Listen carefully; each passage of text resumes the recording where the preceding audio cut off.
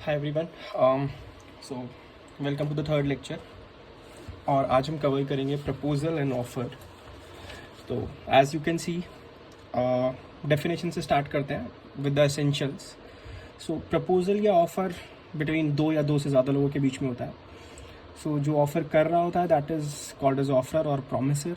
जिसे करता है that is called offeree, and the person accepting that is either promisee or is termed as acceptor. Second point उसका होता है कि मतलब एक प्रपोजल या ऑफर में ना या तो एक्सप्रेस विलिंगनेस होती है कुछ करने की, या फिर सामने वाले को कुछ ना करने के लिए बोलने की, या फिर कुछ करने से रोकने की।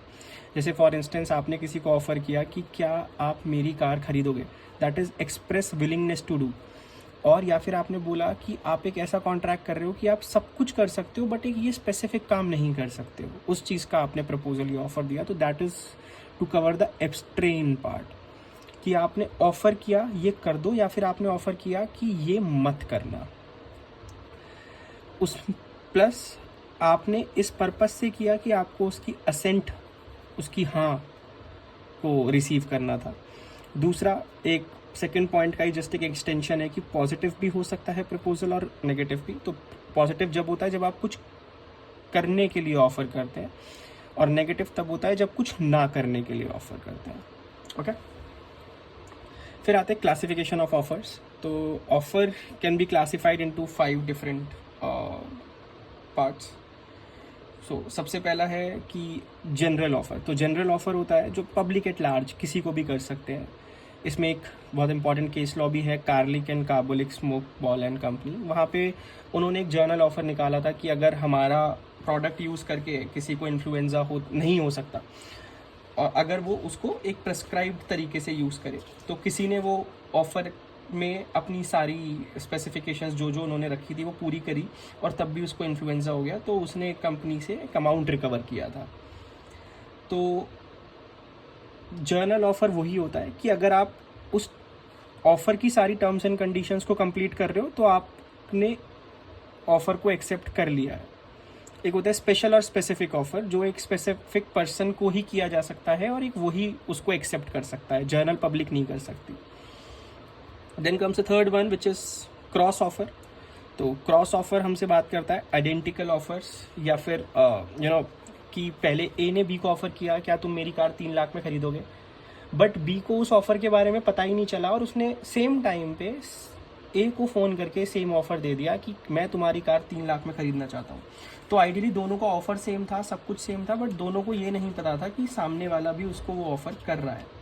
सो in that case it is called as cross offer, but ये किसी पे बाइंडिंग नहीं है और दोनों की सोच सेम थी, इसकी वजह से वो एक्सेप्टेंस कंसिडर नहीं होगी कि मैं भी 3 लाख में बेचना चाहता था, आप भी 3 लाख में ख़रीदना चाहते थे, तो ये एक्सेप्टेंस हो गई। नहीं, उसके लिए एक प्रॉपर एक्सेप्टेंस की ज़रूरत होती है।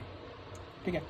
Then comes the counter offer. Counter offer कहता है कि ए ने बी को बोला 10 लाख में मेरा घर खरीद लो, बी ने बोला नहीं मैं 8 लाख में खरीदूंगा, तो उसने काउंटर ऑफर किया ए के ऑफर को। तो जैसे ही बी ने काउंटर ऑफर किया, एक तो फर्स्ट ऑफर टर्मिनेट हो गया, और दूसरा अब जैसे ही फर्स्ट ऑफर टर्मिनेट हो गया, अगर अब बी की बात 8 लाख पे नहीं बनती है तो उसके पास कोई भी राइट नहीं है कि वो 10 लाख का ऑफर एक्सेप्ट कर सके, until and unless A agrees to that. So it is also known as conditional acceptance. एक होता है स्टैंडिंग ऑफर, मैंने मेंशन नहीं किया जान के, मतलब वो टेंडर्स के लिए होता है, एक स्पेसिफिक पीरियड ऑफ टाइम के लिए है कि यार मैंने 7 दिन के लिए ऑफर ओपन किया है, या फिर जैसे आप सेल्स पे देखते हो अमेजॉन, फ्लिपकार्ट, उस टाइप का। तो these are standing offers. Now coming on to the second part of it which is essentials of a valid offer. तो एक वैलिड ऑफर में 9 चीज़ें कवर होती हैं, मतलब 9 एसेंशियल्स होते हैं उसके मेजरली, और अगर ये सब है तो एक वो वैलिड ऑफर है। तो उसका सबसे पहला पॉइंट है कि जब आपने ऑफर किया तो आपकी इंटेंट ये हो कि आप एक लीगल रिलेशनशिप क्रिएट करना चाह रहे हो। सो मतलब इसका एक एग्जांपल हो सकता है, ए ने बी को बर्थडे पार्टी में इनवाइट किया, एक जगह बताई, बी वहाँ पे गया बट वहाँ कोई बर्थडे पार्टी नहीं थी, वहाँ ए भी नहीं था, तो बी अब ए पे केस नहीं कर सकता, मतलब लीगल रिलेशन क्रिएट करने की इंटेंट नहीं थी जब ऑफर दिया गया। It was a very social thing कि हाँ ऐसी इनवाइट कर दिया, नहीं हुई पार्टी, नहीं हुई। Second is it should be definite, certain and not वेग। मतलब बहुत क्लियरली लिखा होना चाहिए ऑफर में क्या है। फॉर इंस्टेंस मैं किसी को बोलूँ that I will sell you 100 quintals of oil, तो which oil, what type of oil, when, in what form, in what packaging, ये सब चीज़ें बहुत क्लियरली डिफाइंड होनी चाहिए, वेग नहीं होना चाहिए ऑफर।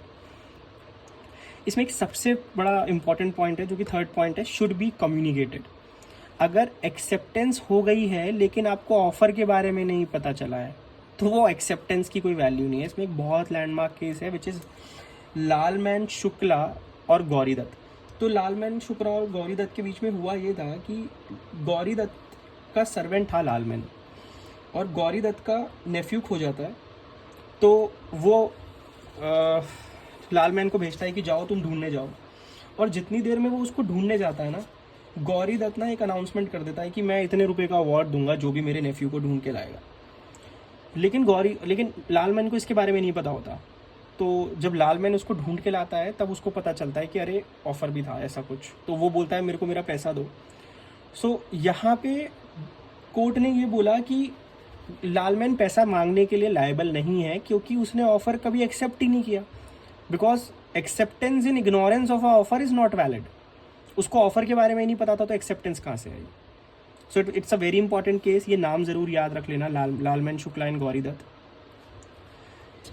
इसमें फोर्थ पॉइंट है, ऑफर करते हुए आपकी इंटेंट होनी चाहिए कि आप ऑफर से असेंट ऑब्टेन करना चाहते हो, ना कि बस सिंपली आप अपनी इंटेंशन बता रहे हो कि हाँ ऐसा कुछ मैं तो चाहता था शादी करना, मैं चाह रहा हूँ, मैं सोच रहा हूँ शादी कर लूँ। सो ऐसा नहीं है कि आप सामने वाले को ऑफर कर रहे हो कि तुमसे कर लो। तो the offer must be made with the view to obtain assent. Fifth point कहता है इट कैन बी कंडीशनल।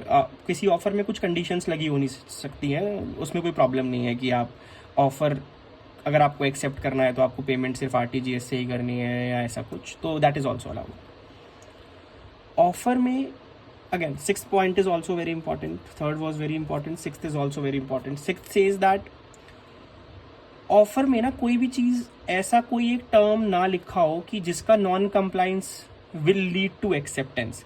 जैसे आपने किसी को ऑफर दिया कि मैं तुमसे शादी करना चाहता हूँ, और अगर तुमने 7 दिन में मुझे जवाब नहीं दिया तो मैं मान लूंगा कि तुम्हारी हाँ है, तो ये बहुत बेवकूफ़ी की बात है। Silence will never lead to acceptance in the eyes of law at least. Okay, offer can be specific और जनरल, ये हम पढ़ चुके हैं पहले। ऑफर कैन बी एक्सप्रेस और इम्प्लाइड, ठीक है, this is also we have already covered. Ninth part is offer is different from these 4 things: a intention or an announcement. For instance, a father went to his son and said कि मैं चाहता हूँ मैं अपनी सारी property तुम्हारे नाम कर दूँ। अब कल वो जाके कोर्ट में केस नहीं कर सकता, because it was not a offer, it was just a intention, a announcement कि मैं चाहता हूँ ऐसा। Offer must be distinguished from an answer to question.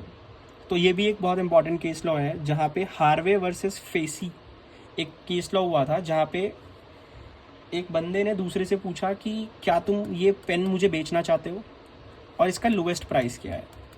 तो सामने वाले ने ना सिर्फ प्राइस बता दिया कि लोवेस्ट प्राइस ना इसका 800 रुपये है फॉर इंस्टेंस।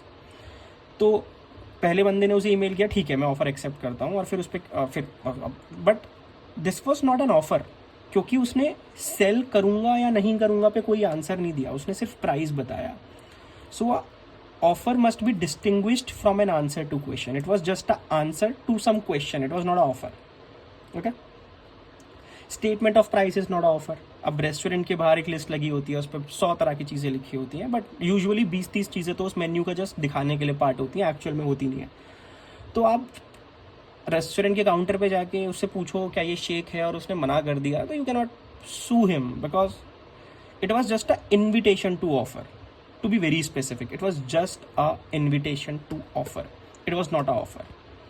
तो invitation to offer और offer में यही डिफरेंस होता है कि ऑफर जब सामने वाला करता है और इन्विटेशन टू ऑफर होता है कि वो आपको इनवाइट कर रहा है कि आप ऑफर करो और फिर आगे की बातचीत होगी. ठीक है. Again invitation to offer separately ऐसे कवर है कि invitation to make offer is like an auction. आप ऑक्शन में इन्वाइटेड होते हो, so that is an invitation to make some offer. आप वहां जाओगे, फिर आप बिडिंग करोगे, फिर आप अपने ऑफर्स देने शुरू करोगे. So invitation to offer is always very different from offer. So these are the 9 essentials which are very important as part of offers.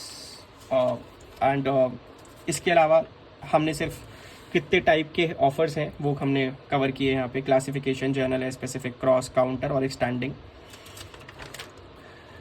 So all the best, take care guys. This is what we will cover today. We'll come up with our next lecture soon. Thank you, all the best.